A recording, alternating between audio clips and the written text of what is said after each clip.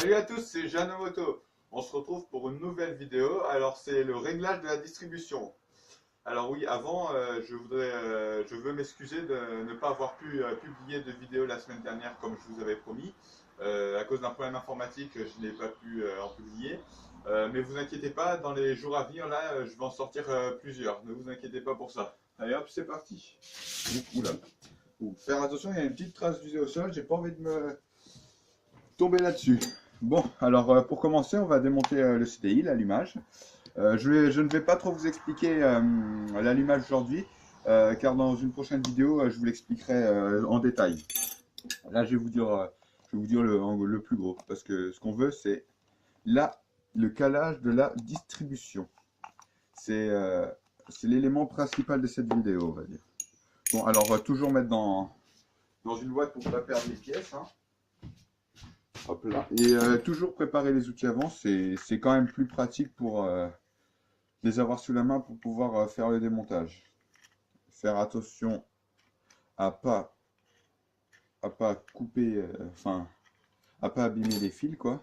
C'est toujours mieux. Pas perdre des trucs. Alors là, on va démonter ça. Bon, c'était déjà pré-dévissé, hein. J'avais déjà desserré avant. Ne vous inquiétez pas, c'est normal. Hop là. Bon, alors là, on va déjà ranger ça dans une petite boîte pour pas perdre. Hop là, là. Voilà. Et alors là, maintenant, faire très attention.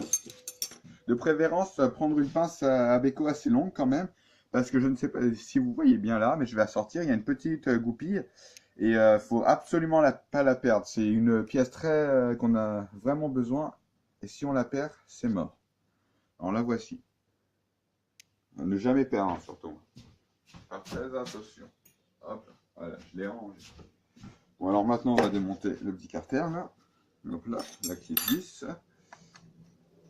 Hop là. Voilà, et le deuxième. Hop, prêt à l'enlever. Faites attention aux joints qui ne se déchirent pas, parce que sinon, après, à moins que vous vouliez le changer, mais en général, c'est rare. Bon, alors. Voici la petite chaîne de distribution qui est tenue sur l'arbre à câble. Bon, allez, maintenant je vais vous expliquer comment régler la distribution. Vous allez voir, c'est très simple.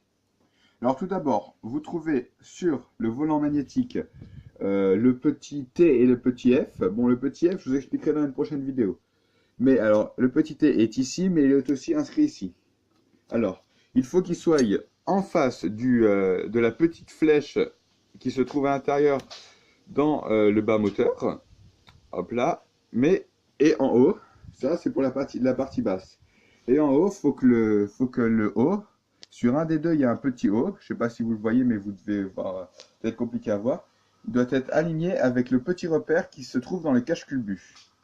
Et une fois que le haut est aligné avec ce repère et que le T est aligné avec ce repère-ci, la distribution est calée. Et normalement, vous montez tout et c'est parti.